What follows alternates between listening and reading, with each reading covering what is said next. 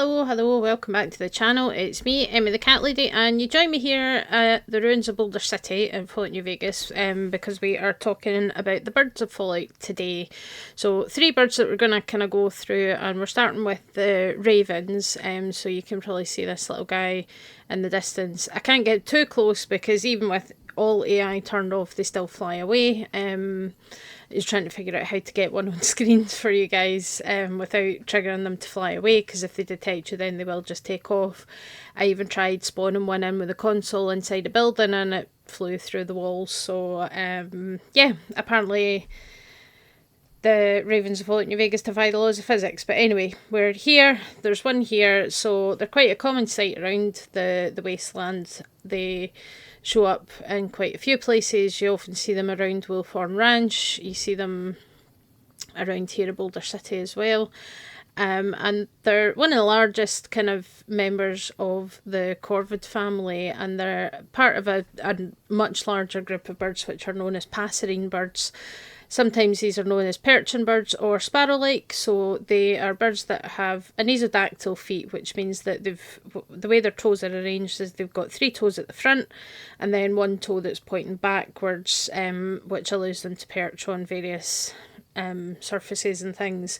There's a difference if you look at a parrot's foot, where they have 2 toes forward and 2 toes back, so sort of slight difference, and they manipulate things better with their feet than the passerine birds are. So parrots come under citizen, which is a wee bit different. So that's ravens. So they are the largest bird in the Corvid family, which is a family that also includes crows, rooks, magpies, jackdaws and jays, and probably the mockinjays of Panem as well, if you're into the Hunger Games stuff. I have just recently read the newest book, Sunrise on the Reaping. It's a lot, but highly recommended if you like that stuff anyway. But yeah, so ravens are pretty large. They can weigh up to sort of 2.25 kilos sometimes, some of the largest ones, and they do have kind of larger, heavier beaks. The other feature that distinguishes them is their tails. So they have a longer, more wedge-shaped tail, and they also have kind of larger wing area. But despite that, and despite being quite large, they're very, very agile when they're in the air.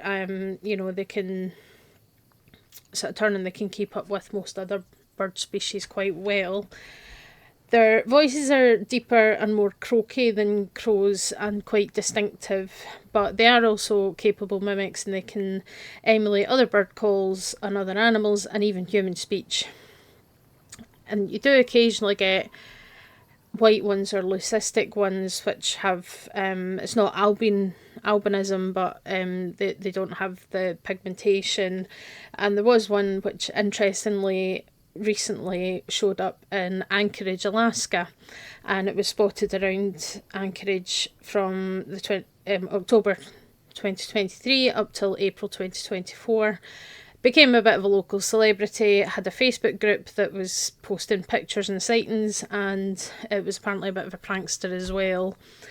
Ravens are rarely prey for other animals, but sometimes larger birds of prey will attack them and will eat them if they can get the drop on them. But they tend to travel in mated pairs and sometimes potentially small groups, especially younger ones. And they lay their eggs quite early in the year, usually around January or February. The eggs hatch after 3 weeks of incubation, and the young ones fledge, which means kind of growing their flight feathers and starting to learn to fly, around about 35 to 49 days, so kind of month and a half-ish of age. In the wild, their life expectancy is about 10 to 15 years, just depending on how things go. Ones that live in captivity, or ones that are kind of cared for by humans, actually can live quite a lot longer, even past kind of 40 years old, which has been something that's been recorded among the ravens that live in the Tower of London.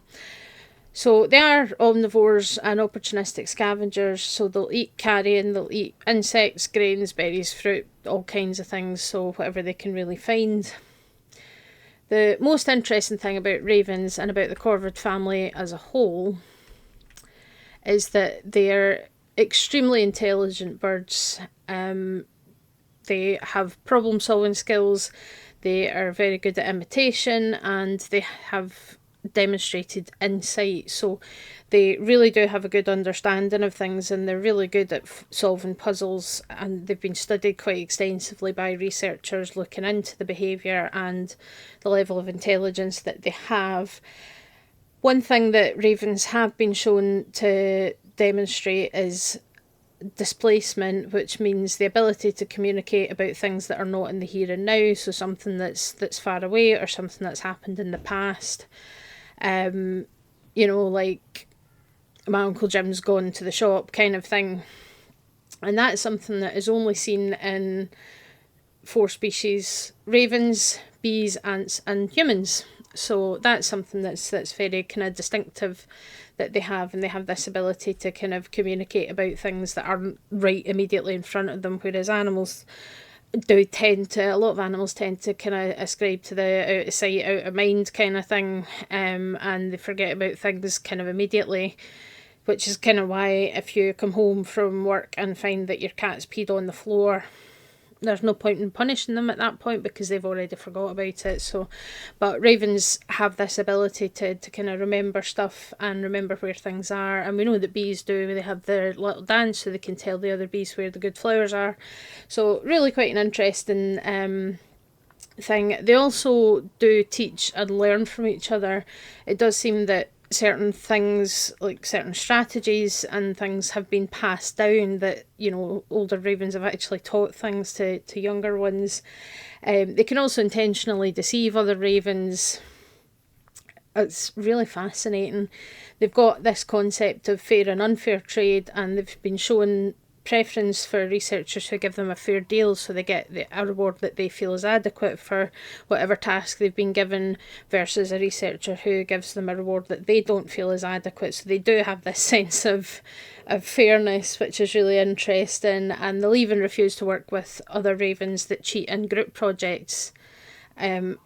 Really, that is something that has been that has been demonstrated, that if they're doing a task as a group and one of the birds isn't pulling its weight, or it's cheating, then other ravens will refuse to work with it again, which I think is brilliant.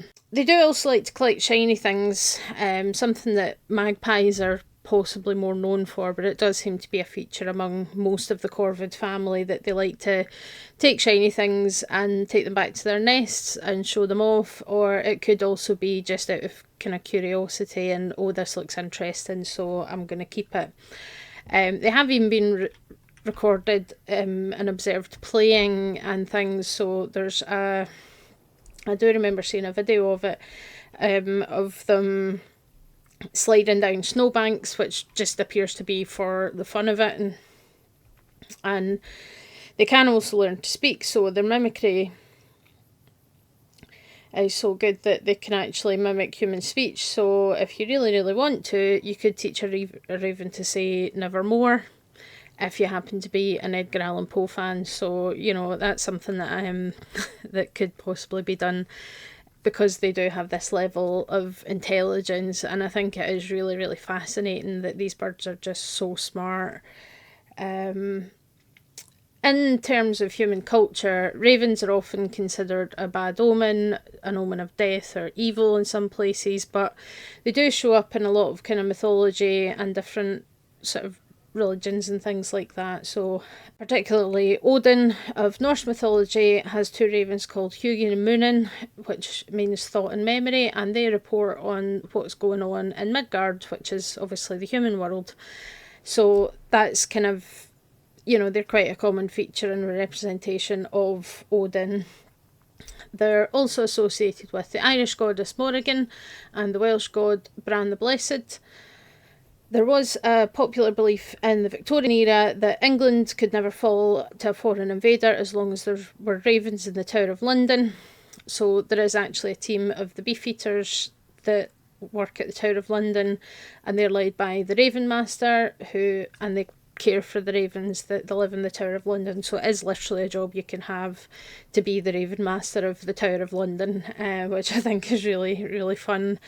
They're also mentioned in the Abrahamic religions, so Christianity, Judaism and Islam, because despite different opinions, these religions all do have a common origin. And the raven was the first animal to be released from Noah's Ark. When they were looking to see if the rain had stopped and if there was land available, ravens were the first to be released. In Fallout New Vegas, they are neutral to you. They won't attack. They won't turn hostile. You can't really kind of injure them without killing them, because I think they only have a few hit points and you get 1 XP for killing them, but you can't target them with VATS. And they're basically the same as the ravens from the real world. They don't seem to have changed very much. They've still got their nice black plumage. And you do find them in a few places, but generally if you get too close and they detect you, they will fly away from you. Although apparently if you have Animal Friend, they might not, and that actually seems to be... Hello. You're actually going to let me go... Oh, there we go. There it goes. So yeah, once you get too close to them, they will just take off and fly away, no matter what you do. But you know, they just make the wasteland feel a little bit more alive, you know, and the fact that not every animal turns into this horrific monstrosity. So it is something that I like about the ravens here. They definitely add a little bit of something. I know in Fallout 3 you can see birds circling overhead in the sky, but you never really get too close to them. But I like that, you know, a lot of the times you might see a wee yellow pip on the compass and think, oh, there's a person there, but then you realise it's a raven.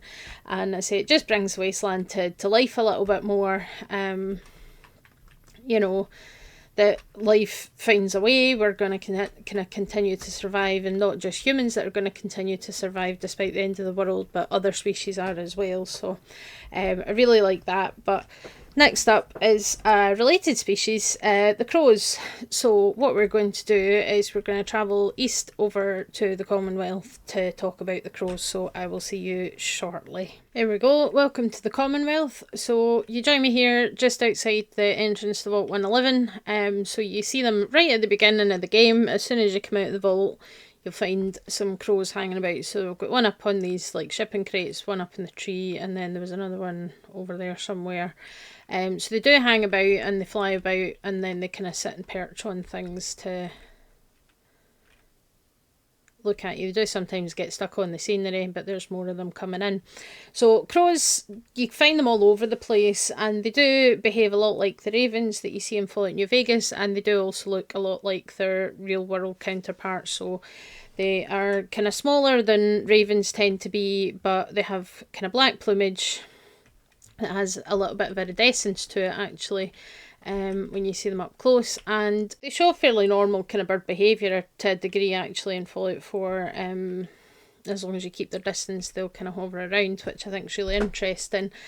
They are smaller with a smaller beak, and they also have a kind of higher pitched caw kind of cry, but they do also have the ability to mimic other sounds and bird calls and things as well, which I think is really interesting. They're a lot like ravens, so a lot of the stuff that we've already talked about in regards to the ravens kind of applies to crows as well. They have that high intelligence, the puzzle solving skills, and the cooperation with other birds, especially other crows, that they have been known to do that.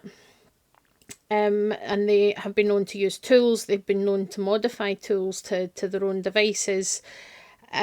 Which I think is really interesting, because there's not a lot of animals that do that, so it's definitely a sign of intelligence that they can use tools to achieve certain things, and they can pass that knowledge down to other crows as well. They can pass that on, which I think is really interesting.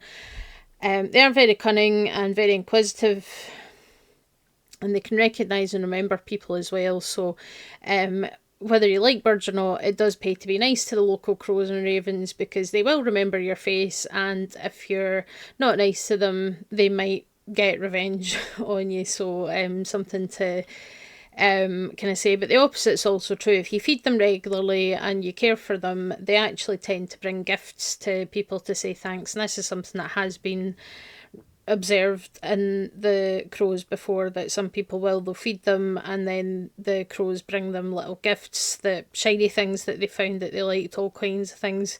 I think there was even one case where a crow actually handed over money, literal money, and to say thanks. So You know, they have that kind of concept of a fair exchange as well, that if you do something nice for them, then they'll give you something in return.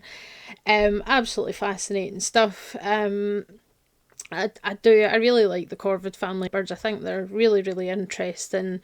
Because of that high intelligence level, it's fascinating, and the way that they behave. I've observed their behaviour quite a lot in the real world. One thing about them that I think is very interesting is that they do have this playfulness and a bit of kind of cheekiness, I guess. There's one memory that always sticks with me. It was kind of early morning when I was at vet school. The vet school was set in this big estate that had a lot of kind of woodland and stuff around it, so it was quite a nice place actually around the vet school. And it was out the back at the back gate. I was waiting outside the lecture hall before class started, and I saw there was a little grey squirrel on the grass, possibly looking for food. I don't really know what it was doing, but it was on the ground and it was on the grass, and then this crow comes and sneaks up behind it and pecks it in the back, and then when the squirrel turned round, it flew away. And it waited until the squirrel turned its back again, and then it did that again. And this whole thing went on and on and on, over and over again for about 10 minutes. And it was really, really funny because you could see the squirrel was getting exasperated, and this crow was just having a great time taunting the life out of this squirrel. Really, really funny. Unfortunately, I don't have any footage because this was before like mobile phones and cell phones really had great cameras, because I'm that old.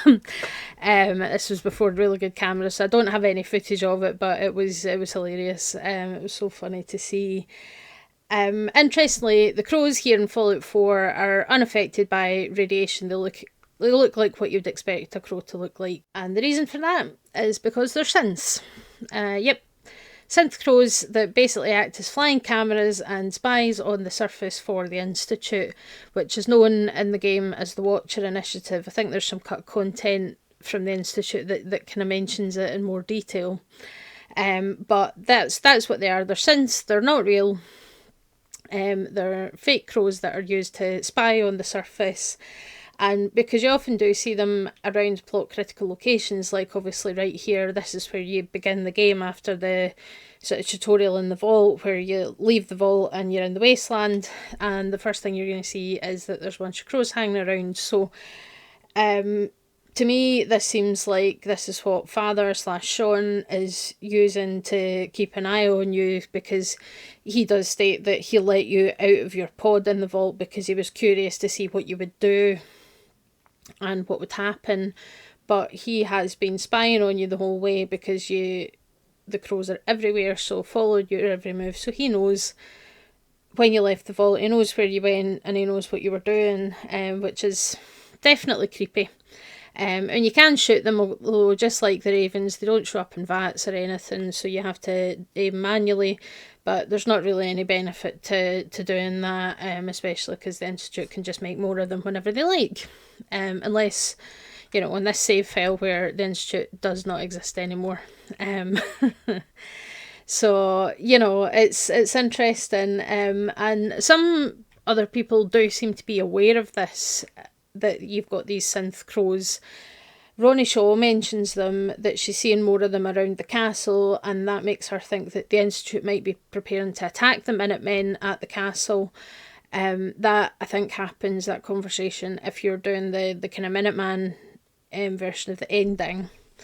And Deacon, who's obviously part of the railroad, he mentions them as well. He points them out and says they're spies for the Institute, so clearly the railroad are aware of the existence of these synth crows and their purpose, which makes sense because that's kind of their whole purpose, is to save synths from the Institute. So they would have to learn as much as they can about how the Institute operates and how it operates on the surface. So I think that's really, really interesting. But yeah, unfortunately, these guys are absolutely fake. So yeah, but they are, presumably they use real crow DNA or something to make them, but they're just spies for the Institute, and they are everywhere. So next up we have the final bird, which is also in this game, which is the Gulls, and these ones are real living birds, they're not synthetic spies. So bear with me, and I'm going to go and see if I can find some. Here we go, I found some. So we're kind of right in the waterfront here. I think that's one of the fish packing plant. You can see the prid one in the distance, and there's a couple of Gulls here. So yeah, they tend to hang around kind of on the waterfront, these guys, which is realistic because that's what real gulls do. You do find them in Far Harbour as well on the island, and I say they do tend to stick to the water for the most part and hang around at the waterfront.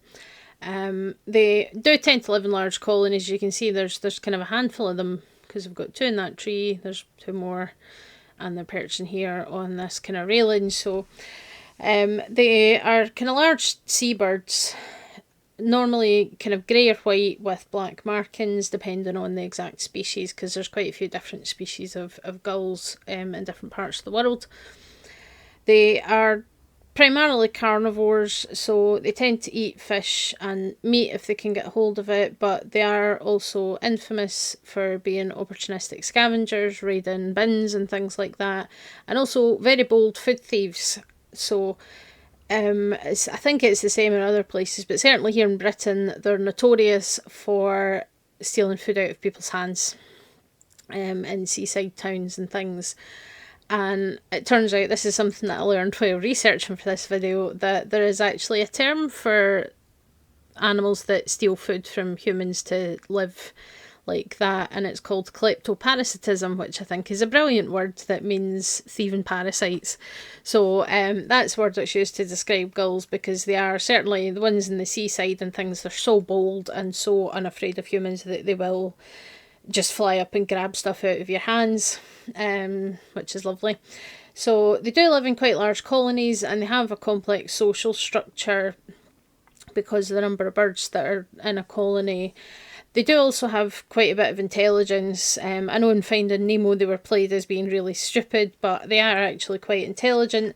They show sort of tool usage, and even taking bits of bread and dropping it in the water to get fish to come to the surface. So they use bait to fish, which is obviously quite a clever thing for an animal to develop, that they figured out that if they do this, the fish come up, and so they're making use of bait in order to catch mules, which I think is quite clever.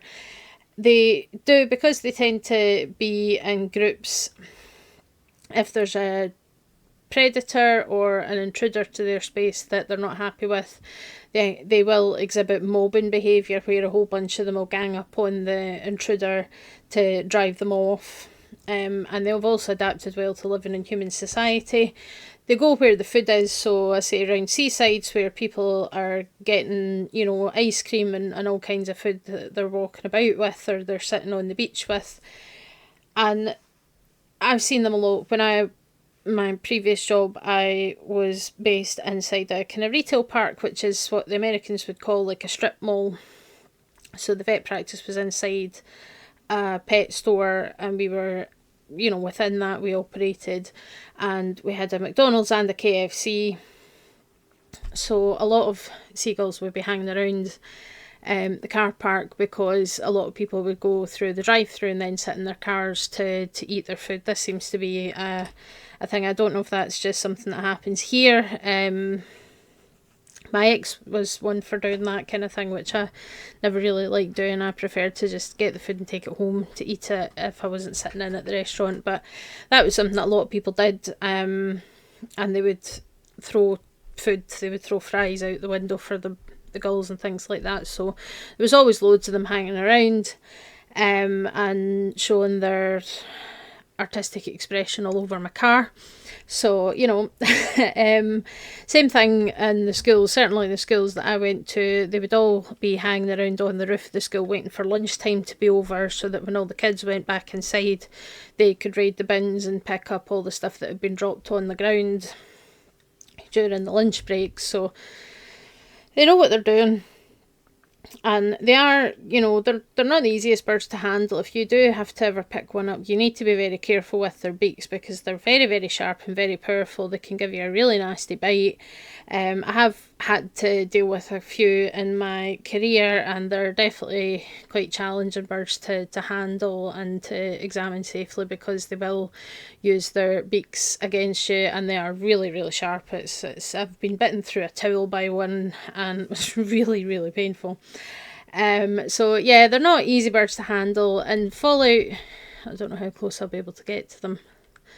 In Fallout 4, the Gulls, they are quite pathetic specimens, unfortunately. They lack a lot of feathers on their head and body, and they have some pretty unpleasant blisters on their skin. So you can see they're quite pathetic looking specimens, but they do still have their flight feathers on their wings and their tail, and some feathers, but obviously a lot less.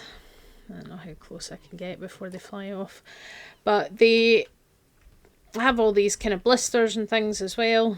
They're not aggressive, and as you see, if you get too close, they will just get up and fly away. But they don't tend to be an issue. You can kill them if you really want to, but again, just like the other birds, you can't target them in vats or anything. And they do tend to get stuck on the scenery, so if they try and fly away, they often get stuck on buildings and things. There's yeah, thank you. Good demonstration, well done. So yeah, that kind of tends to happen a lot. That you'll see them stuck like that. They're trying to fly away, but are not really succeeding. So yeah, you can see they definitely look a bit miserable. But yeah, this happens a lot. And apparently they are still up to their kleptoparasite ways. Piper does relay a wee anecdote where apparently a raggull stole a cake out of her hand. So, they seem to be otherwise behaviourally much the same as their real world counterparts. But they do look a bit pathetic and a bit miserable with all the feathers that are lost. I mean, that's probably the same principle that a lot of the mammals have lost their fur. One thing to know about birds and their feathers is that feathers are, so evolutionary wise, they are actually very much in the same vein as hair. They're both made from keratin. They grow out of follicles. Feathers are like really specialised hairs, essentially. It's kind of complicated to explain without going into a lot of the biology, but things that would affect hair growth in, say, a mammal can affect feather growth in birds because it's kind of the same thing, just that it's presented in a very different way. And given some of the latest evidence from the dinosaurs, we know that feathers may have developed before hair, so feathers came first and then, progressed into hair and fur.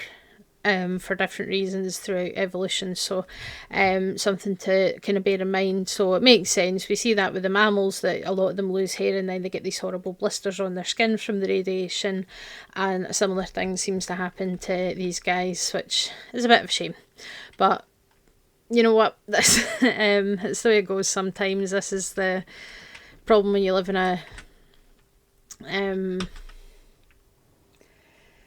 you live in a radioactive wasteland. It's something that just happens, although I really don't know why I'm in invisible mode here. This is really, really weird. Anyway, thanks for watching and thanks for listening. I hope you found this interesting, and this pretty much wraps up the non-human creature side of the science of Fallout. So we've done all the kind of animals and some of the abominations and things like that. So next up, we're going to get into some other scientific topics. So I have got a big long kind of essay written about immortality in Fallout, and I thought about turning that into a video essay that's probably going to end up quite long given the size of the document. So what I might do is actually just break that up into a series, because it does tie into the science of Fallout stuff anyway, because a lot of it is about science and the background of how you know, things like Gulls work, how Mr. House has been able to keep himself alive all these years, that kind of thing. So I think they'll break that up, and that will be the next series on Saturday from now on until that's finished. I think it's going to be very interesting. There's a lot of kind of subjects to talk about in that vein and how it all works. So hopefully you'll enjoy that, and we can get into something, you know, really interesting and learn a bit about what it would take in order to actually live forever. So we'll see about that, but let me know what you think. If you enjoyed this, you know, hit the like button, and if you want to see more, don't forget to subscribe. I upload 3 times a week, and I do really enjoy talking about all this stuff and making all these videos for you guys. So thanks so much, and I'll see you all next time.